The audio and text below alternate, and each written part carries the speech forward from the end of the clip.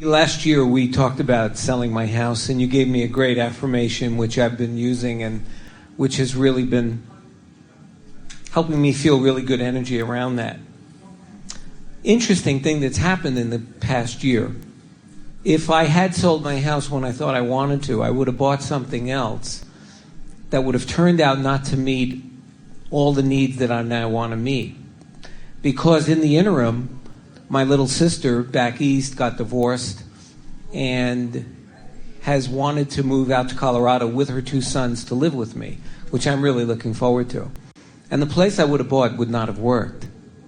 Now that that's happened and gone down, we're able to kind of collect our energy together so that when we do sell and buy, we'll have something that'll work well for everybody.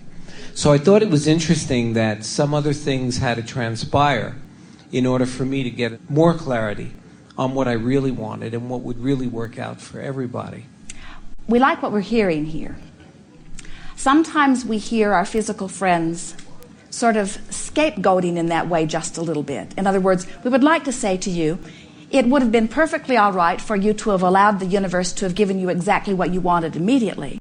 And you could have been joyously enjoying that during the interim while your sister was formulating her intentions, and then you all could have at that time moved into another place. We never want to give the impression that you should take a lot of solace in putting up with the absence of something that you want, with the idea that something really good is coming, although that's a much better vibrational vantage point than to say, it's not working for me, what's going wrong? All of the intentions that you hold have been preceding you, and in many cases are culminating out there a month, 2 months, 5 months, 5 years, 10 years, 15 years, 20 years. In other words, your pictures of who you are and what you want in your future experience, immediate and further out, have been culminating out there, and source energy has been actively complying with them, shoring them up, arranging circumstances and events. You have no idea the amount of pre-paving that is being orchestrated on your behalf by all that is. It is masterfully prepared. So, as you stand in your now, frustrated that something's not unfolding, you hold yourself off from the preparation longer. As you relax and enjoy that everything is unfolding and make the best of where you are, and by making the best, we don't mean settle for less, we mean make the best. Make the best of the moments and the segments. Then what happens is you line up faster with your own vision of who you are and with the universe's or source or God force or whatever you want to call it, culmination that has already been put into place on your behalf. Everything that you want has not one, but many, many, many, many, many avenues through which it could unfold. And each of those avenues is a journey that is intended to be a joyful journey for you. In other words, it's not unpleasant, unpleasant, unpleasant. We found a little pocket of satisfying life for a little while. Unpleasant, unpleasant, unpleasant. It's supposed to all be pleasant, you see. Your expectation is often enhanced through your actions, as well as your actions being enhanced through your expectation. But there is something very powerful about, well, what can I do? What can I do now about this thing that I want? And it isn't that you need to do anything, but sometimes that feeling of not being able to do something has you so balled up that you don't let it happen, where when you do something that you can do something about, something breaks loose and then off it goes. There's been another interesting aspect to the story. A couple of Christmases ago, Bodo died. And Bodo was one of the reasons I loved living where I live.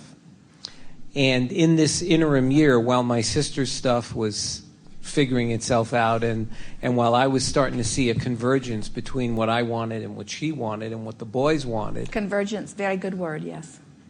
My neighbor right down the street from me got a baby German Shepherd puppy. And ever since he's had the puppy, he has let me walk it and be with it anytime I wanted. So in the interim of this apparent delay, what's happened is there's another German Shepherd dog in my life. Without the responsibility of owning the dog, I now have a dog to play with in the area that I used to play with Bodo. And that would not have happened if I had moved back when I thought I wanted to move or needed to move. we always enjoy with such pleasure and humor our human friends' perspective of things turning out well. It's supposed to be that way. You're supposed to get everything you want. Surprise, surprise. There are not supposed to be any parts of your life that are not satisfying to you. You're supposed to get it all. And all that is always pointed toward that. And as you have more experiences like this, which you verbalize so powerfully, and as you acknowledge, then more and more and more you begin to just relax into the natural state of expected well-being. We just love it when something good happens and you're not shocked. Yeah. My question is a cosmic question. You've talked about how the sun and the blue sky and the rainfall and the flowers and all the things that we love and probably do take for granted in our planet and in our universe, how they just keep going on and on. And I think I've heard you say in the past that those intentions were set a long time ago. Are those realities maintained by the fact that we keep enjoying them? Yes, and by the fact that we keep enjoying them. So that's a place where you're co-creating with us. We never are on the leading edge. We never stop co-creating with you. Without us, you'd be nothing. And vice versa. Exactly. We're just playing with you a little bit. In other words, we're wanting to blur that line between that which is physical and that which is non-physical, and help you to realize that you cannot be living here on this leading edge environment without this huge infusion of source energy. It is not worth doing and not possible to do to separate the intentions that you now hold from the intentions that we all hold. In other words, this experience in this leading edge environment was pre-intended before the environment even existed. But once you all got here, we didn't stop thinking about it. We continue to enjoy it through your eyes and identify what needs to be done from broader perspective, you see. Yeah. Yes. And finally, the message. I have a very dear friend in Hawaii, and he wanted me to... I spoke to him last night, and he asked me to let you all know that he really misses seeing you guys in Maui and the Big Island. Well, he's not looking. Very good. Thank you. Yes, indeed. Oh, can I ask something? Something just came up that I wanted to talk to you about. Does the idea of being tarred and feathered? I'll be very, very brief. I'll be very brief once I get to the beginning. Okay, so we have no rain in San Antonio for a long time. As a matter of fact, the announcement was there's no rain there in 2 months. And so it's really, really dry. And we had dinner with Dave and Barbara the other evening, and Esther says, well, I can bring rain. And Dave said, you can do that? He said, she said, I can have, how much do you want? I said, well, I'd like to have 2 inches.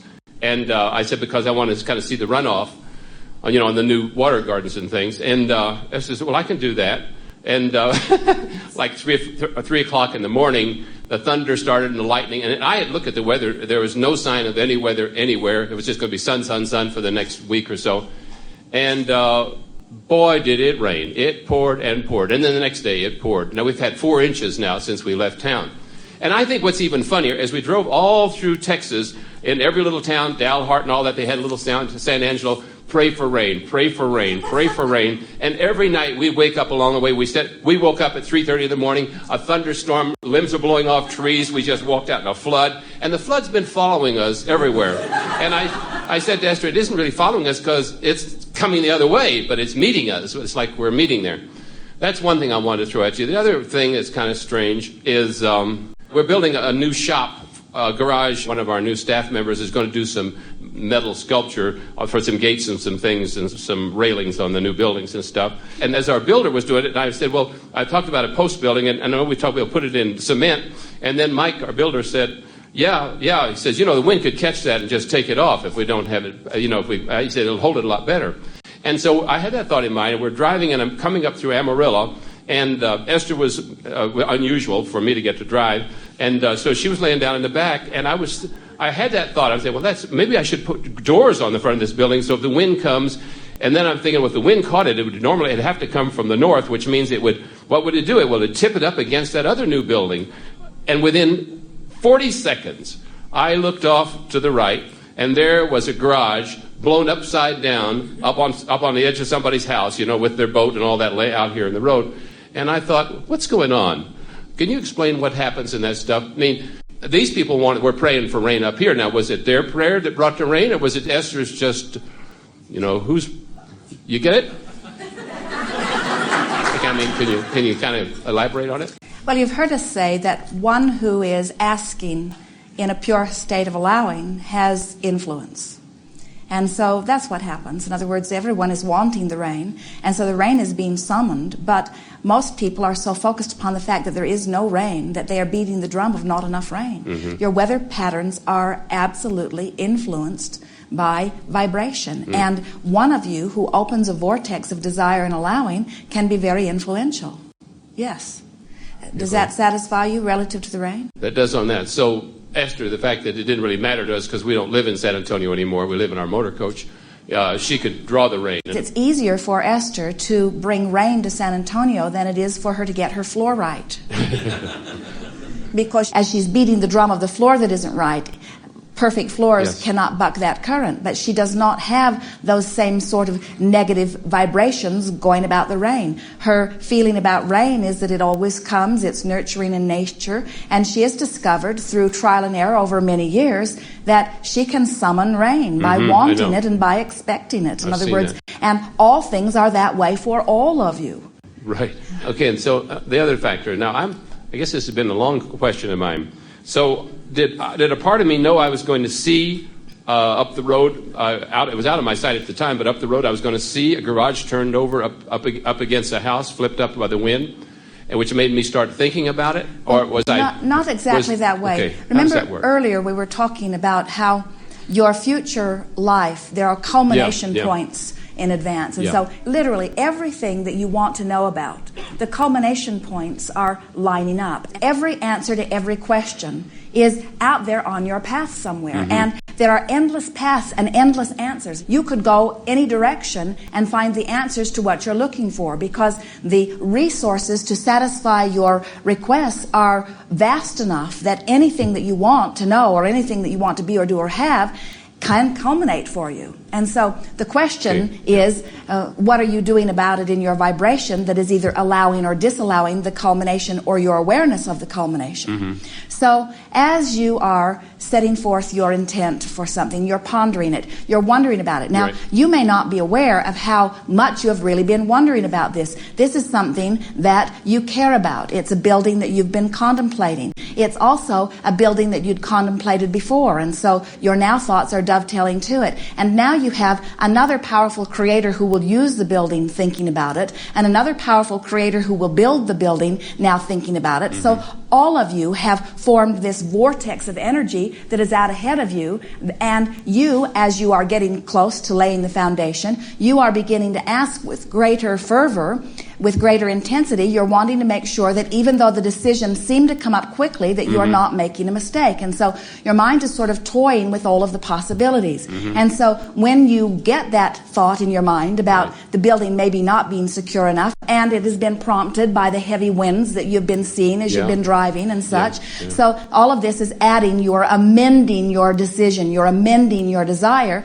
and your desire is becoming this more focused place. Mm-hmm. Well, anytime you begin asking questions, the answers begin to focus out there for you too. And so, as you say in your physical format, that a picture is worth 1,000 words. Right. And so, as you ask a question and there is an answer that can be given to you, and you've heard us say that words don't teach, it is life experience that is teaching. That's what we mean by that. So, this carport had already blown over. Mm-hmm. Source energy, your inner being, Abraham, all aware that the answer to your question was there. Even the route you took was influenced by your rendezvousing with that answer. That's right. We had other Even choices. The timing of your departure had to do with your rendezvousing with that answer. And so, was the answer there before the question? Doesn't make any difference. Life experience is full of answers to many questions that are culminating. Mm-hmm. And the universe is always bringing all of that together with this masterful law of attraction. Mm-hmm. And so, very often someone will say, well, did I create that? Or was it already there and I just saw it coming? Well, some of all of that happens.